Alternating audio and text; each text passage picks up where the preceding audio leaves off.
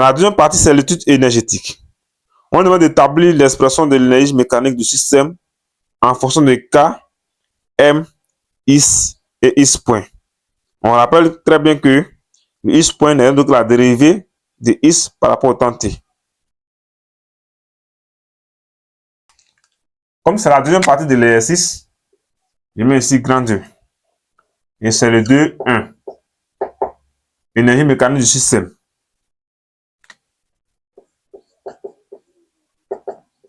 En fonction des paramètres K, M, Is point et Is.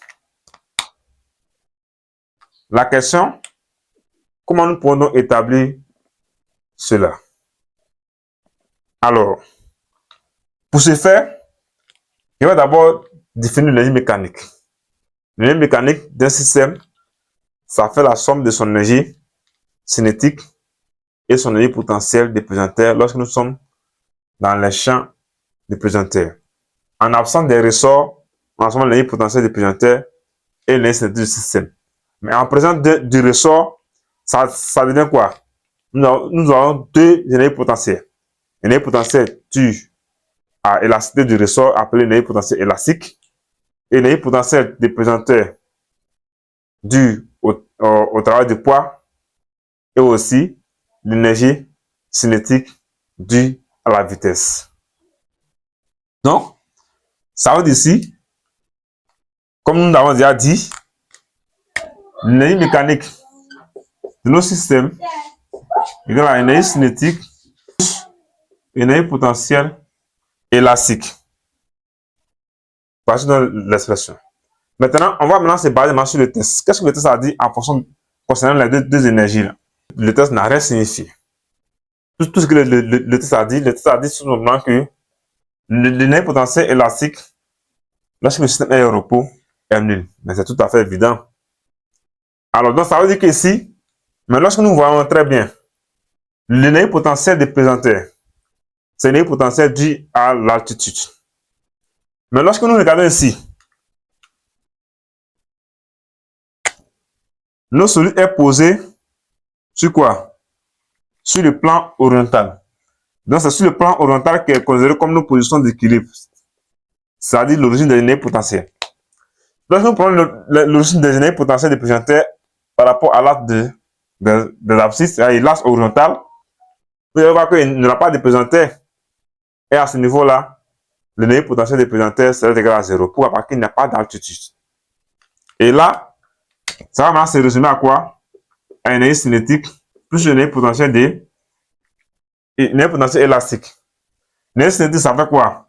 Par définition, ça fait 1 demi du produit de la masse par la vitesse au carré du système. Plus l'énergie potentielle élastique, ça fait 1 demi. Cette fois-ci, il faut la constante K du ressort, multiplié par quoi? Par la position Is au carré du système. Alors, ici, qu'est-ce que vous voyez? Remarquez la vitesse V et Is, il y a une relation qui les lie. Tu vois que la vitesse, V c'est la vitesse. Or, V, par définition, égale à la dérivée par rapport au temps T de la position Is, qui fait Is point également. Ça veut dire que remplacer le V par Is point. Donc, alors là, en remplaçant le V par Is point, nous aurons 1 demi de M Is point au carré plus 1 demi de K Is lui-même au carré. Chose apprenant. Les deux expressions ont quoi en commun? Donc, une fois fini d'écrire ça, je vais tout passer l'énergie mécanique du système égale à 1 demi, je le mets en facteur.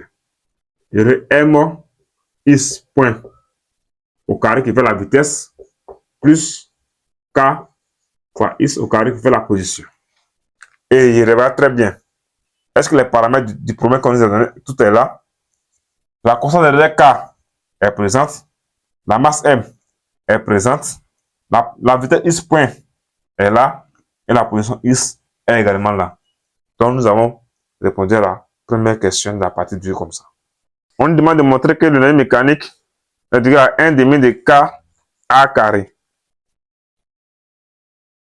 C'est la question 2.2.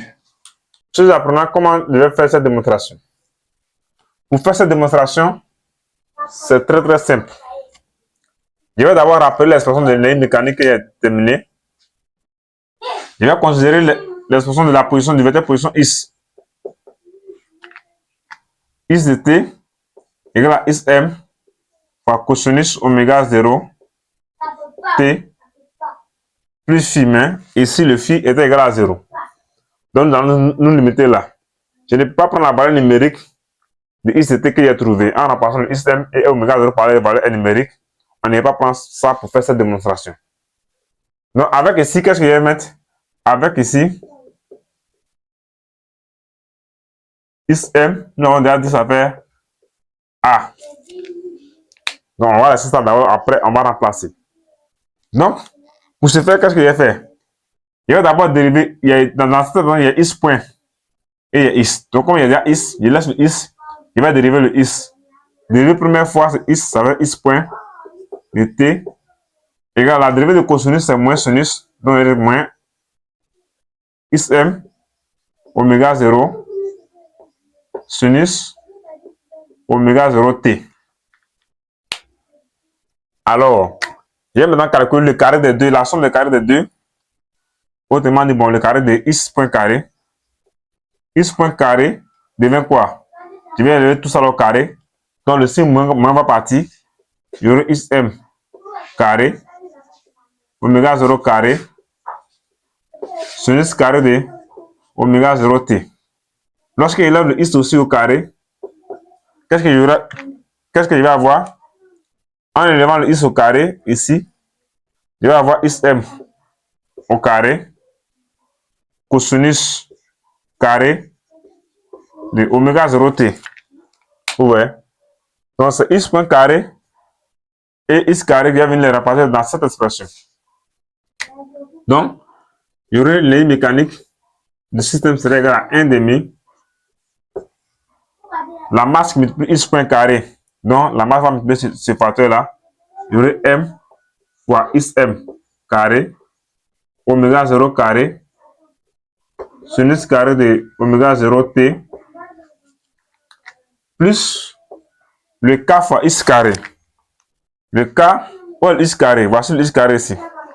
Donc, le k fois x carré, je vais avoir k xm au carré cosinus carré de oméga 0 t. Et je ferme le crochet. Arrivé à ce niveau, qu'est-ce que je vais faire sur l'apprenant? Je sais très bien que xm, il y a une relation qui dit xm, pardonnez, la masse et oméga 0 carré. La relation qui dit la masse et oméga 0 carré, par définition, qu'est-ce que je sais? Je sais très bien que oméga 0 carré égale à k sur la masse. Alors, lorsque je tire le k ici, je vais remarquer que le k là est égal à quoi? Oméga 0 carré qui va multiplier la masse. Donc, ça veut dire que je viens dans cette expression où il y a oméga 0 carré multiplié par la masse ici. Je vais remplacer ça par k tout simplement. Pourquoi? Parce que la démonstration que je vais faire, il y a k dans l'expression. Donc, à ce moment, je vais tout simplement avoir 1 demi ici, crochet, xm carré fois k. M, oméga 0 carré remplacé par k. Sinus carré de oméga 0 t. Plus ici aussi k, xm carré, cosinus carré de oméga 0 t. Je ferme le crochet.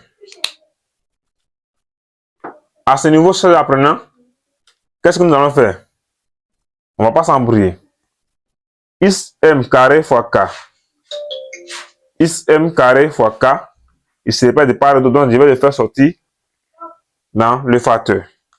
Et je vais avoir ici, comme l'expression de l'énergie mécanique, c'est à 1 demi. Le xm carré fois k va sortir. Autrement dit, k xm carré. Et dans le facteur, j'aurai tout simplement sinus carré de oméga 0t plus cosinus carré de oméga 0t. Tout simplement. Alors, c'est le même angle, seulement que c'est les fonctions cosinus et sinus, et tout ça là équivaut à 1. Donc finalement, ça veut dire que le mécanique égale à 1 demi de k fois xm au carré. Alors, je vais montrer que le mécanique égale à 1 demi de k fois a au carré. C'est simple.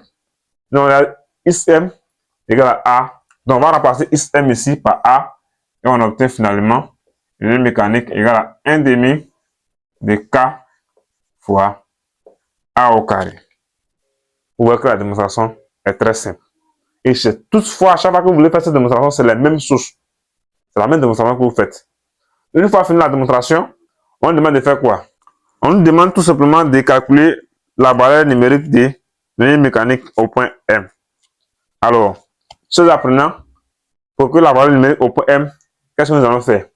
Vous convertissez le A, que le XM, en mètres, et la constante de l'énergie K est déjà donnée, et vous faites la division par 2, vous aurez la valeur de l'énergie mécanique et son unité.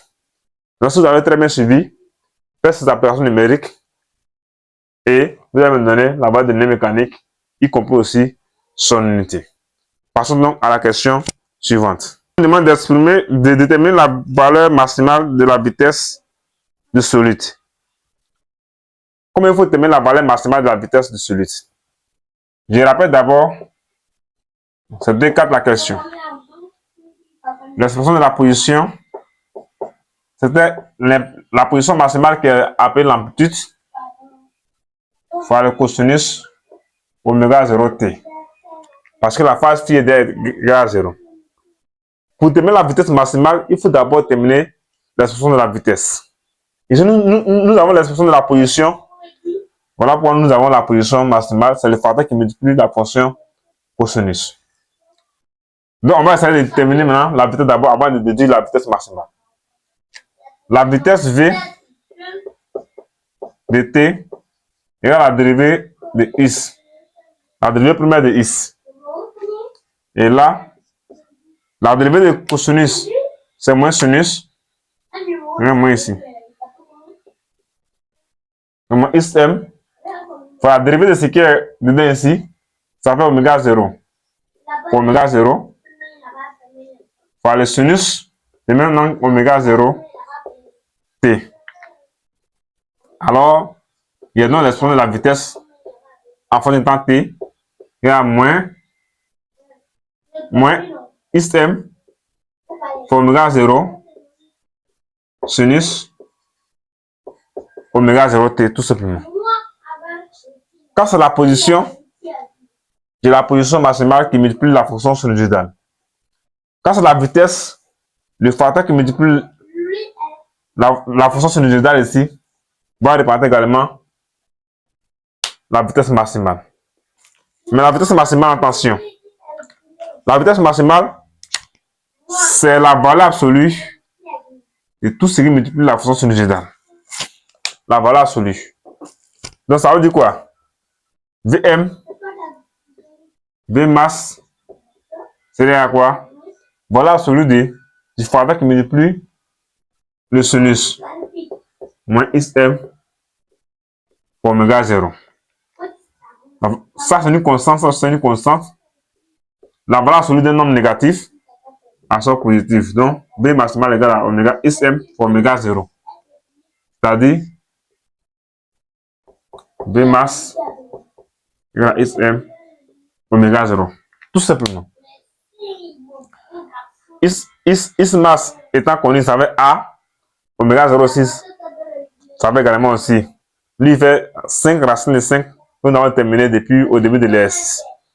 Donc, vous convertissez cette amplitude maximale qui fait A 2 cm en mètres. L'oméga est dans son unité légale. Vous remplacez, vous calculez. Et comme c'est la vitesse maximale, vous allez avoir aussi même unité que la vitesse, c'est-à-dire mètres par seconde. Tout simplement. Alors, on va maintenant passer à la toute dernière question. Dans la dernière question, là, c'est tout simplement une logique physique. Alors, on demande de déterminer la valeur de la position X pour laquelle la vitesse maximale que nous venons de calculer là est atteinte. Tout simplement, cette position X là, qu'est-ce que nous avons dit? Initialement au repos, la vitesse du système était égale à 0 selon les tests. Maintenant, on a remarqué que le système oscille seulement, uniquement que entre 0 et puis plus A. Vous voyez? C'est dans l'intervalle seulement que les systèmes oscillent. Donc, si la valeur de la position doit varier, c'est la plus grande valeur de la position que le système P atteint, si le système n'est pas parti au-delà du point G. En ce temps-là, la valeur maximale que le système P atteint ici, de la position maximale là, ce n'est rien que la valeur de A, qui est l'amplitude. Tout simplement, le système va osciller seulement entre les deux positions. Il ne peut jamais aller au-delà de ça. Vous voyez?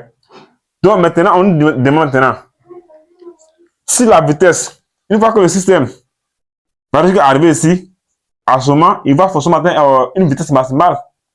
Cette vitesse maximale là, elle sera atteinte forcément à la position maximale. Vous voyez?